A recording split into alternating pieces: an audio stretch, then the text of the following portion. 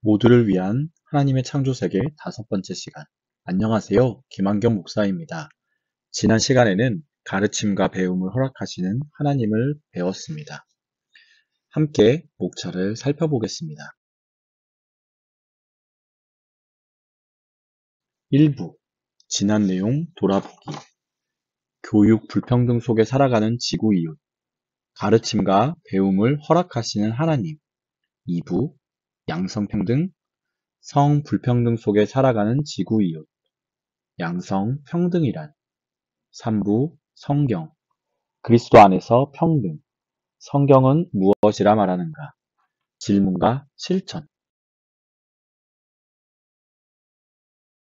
1부, 지난 내용 돌아보기입니다. 세계 각국에서는 보편적 초등교육의 실현을 위해 노력해 왔습니다.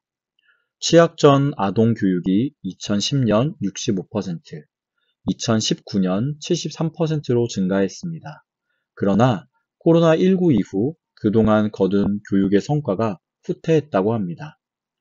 2020 세계 교육 현황 보고서에 따르면 전 세계 인구의 17%에 해당하는 2억 5,800만 명의 아동, 청소년, 그리고 청년이 학교에 다니지 못하는 교육 불평등을 겪었습니다. 최빈국의 학교들은 식수와 전기시설 등의 기초 설비가 미비하다고 합니다.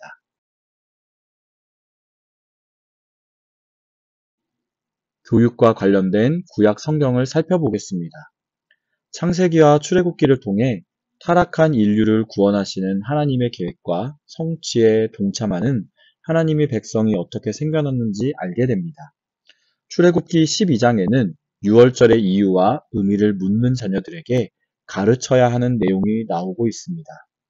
신명기 6장 4절에서 9절은 하나님에 대한 사랑이 교육의 기본 원리이며 신명기 6장 20절에서 25절의 말씀은 역사 속에서 하나님께서 하신 일이 교육의 내용입니다. 잠언은 진정한 지식의 근본은 주님을 경외하는 것이라고 가르치고 있습니다. 예수님의 가르침은 중요한 사역이었습니다. 예수님은 사람들에게 자기에게로 와서 배우라고 하셨습니다. 예수님은 지역을 순회하시며 하나님의 나라를 가르치셨습니다. 우물가의 사마리아 여인 이야기는 예수님께서 어떤 태도와 방법으로 진리를 가르치시는지 배움을 통한 인생의 변화와 마을의 변화를 보여주시는 예입니다. 성경에서 성령님 역시 교사로 표현되고 있습니다. 성령님은 하나님의 말씀을 가르치시고 배운 것을 생각나게 하십니다. 성령님이 주시는 은사에도 교사와 가르침이 있습니다. 오늘의 말씀. 너희는 유대인이나 헬라인이나 종이나 자유인이나 남자나 여자나 다 그리스도 예수 안에서 하나이니라. 갈라디아서 3장 28절 말씀. 아멘. 양성 평등.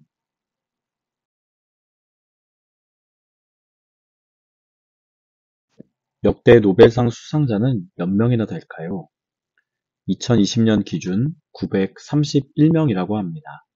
그중 여성 수상자의 비율은 57명으로 단 6%에 불과합니다. 우리가 살아가고 있는 세상은 여전히 성별에 대한 차별이 가득하다는 걸 보여주고 있는 단적인 예입니다. 역사적으로 남성이 대부분의 권력을 가지고 있는 세상에서 양성평등의 목표는 주로 여성에 대한 차별과 관련되어 있었습니다. 여성의 권리 향상과 역량 강화를 위한 꾸준한 노력에도 불구하고 21세기인 지금도 여전히 전 세계 각지에서 여성과 소녀들에 대한 다양한 차별이 존재하고 있습니다.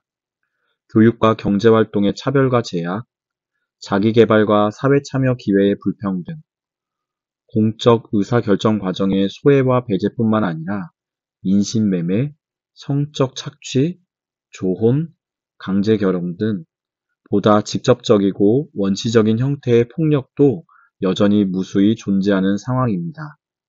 세계보건기구에 따르면 여성 3명 중 1명은 그들의 생애 동안 성폭력이나 기타 신체적 폭력을 경험한다고 합니다.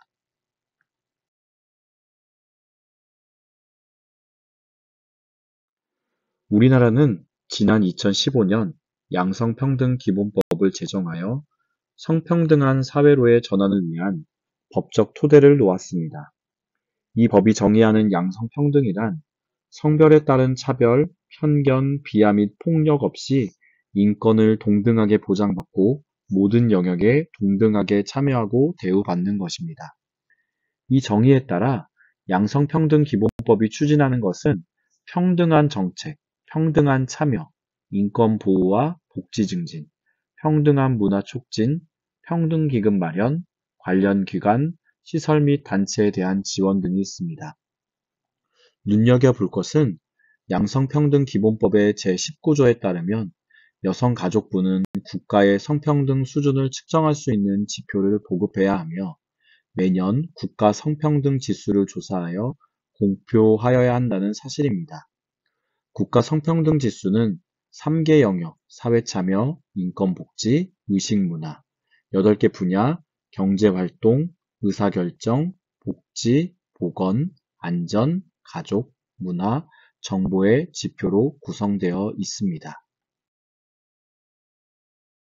그러나 지난 2020년 세계경제포럼의 세계 성격차 지수 보고서에 따르면 우리나라는 성차별이 적은 나라 순으로 매겨진 순위에서 153개국 중 하위권에 속하는 109위를 차지하였습니다. 특히 정치 참여 부분에서 점수가 매우 낮아 전체 점수가 낮아진 것으로 평가되고 있습니다. 성불평등 지수 역시 세계 10위로서 이는 아시아 국가 중에서 가장 높은 순위입니다. 양성평등 기본법을 가지고 있음에도 심각한 수준입니다. 우리 사회는 이 지표들의 의미를 충분히 이해하고 민감하게 반응하며 성평등 지수를 높이는 활동들을 지속적으로 해나가야 합니다. 성평등의 의미와 그 필요성에 대한 인식 개선과 사회적 합의를 위해 꾸준히 노력해야 하며 실제적으로 성평등을 촉진할 수 있는 법적, 제도적 장치들을 꼼꼼히 점검하고 그 결과를 꾸준히 감시하는 일이 필요합니다. 3부 성경, 그리스도 안에서의 평등. 성서의 첫 번째 이야기는 태초에 하나님께서 자신의 형상대로 사람을 창조하셨다는 이야기입니다. 사람의 외모나 정체성, 신체적 조건이나 능력 등은 각기 다를 수 있지만 모두 동일한 하나님의 형상으로 창조되었다는 사실이 선포된 것입니다. 그러나 그리스 철학의 영향에서 비롯된 이분법적 사고와 가부장적 문화는 교회의 역사 안에서 자연과 인간, 몸과 영, 여성과 남성의 지위를 나누고 차별을 공고히 발전시켰습니다. 특히 여성 역할의 한계를 정하고 정치적, 사회적 주도성을 갖지 못하게 했던 가부장적 문화는 하나님의 형상으로 지음받은 여성의 자율과 존엄을 크게 손상시켰습니다. 그러나 우리 모두가 하나님의 형상대로 창조되었음을 믿는다는 것은 모든 사람을 하나님의 형상으로 바라보고 평등하게 대우해야 함을 의미합니다.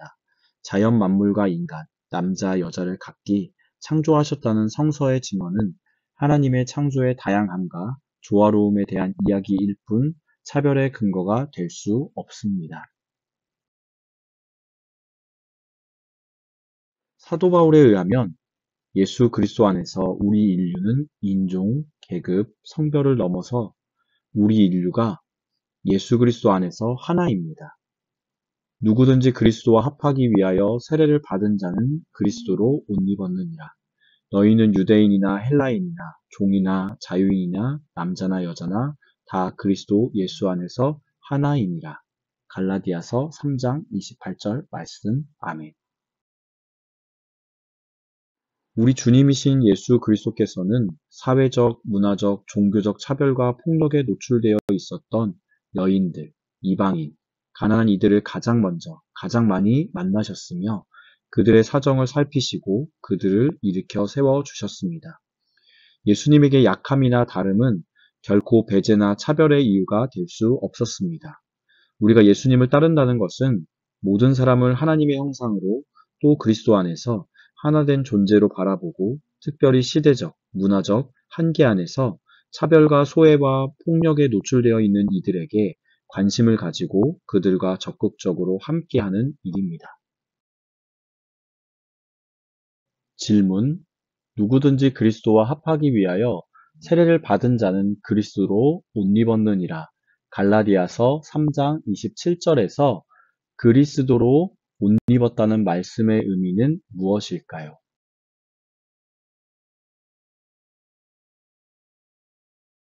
질문: 일상생활에서 흔히 하는 성차별적 언어나 행동에는 어떤 것들이 있을까요? 실천과 적용입니다. 교회의 의사결정 구조에서 양성평등을 위해 개선해야 할 부분이 있다면 무엇이 있을까요? 교회에 적용할 수 있는 양성평등 기준표를 마련해 봅시다. 교회 안에 양성평등에 반하는 용어들을 찾아 대체할 수 있는 용어로 바꾸어 봅시다. 예를 들어 잠옷실 대신에 유아실이 있습니다. 또 그 밖에 어떠한 것들이 있는지 생각해 보시면 좋겠습니다. 성경 공부에 참여해 주셔서 감사합니다.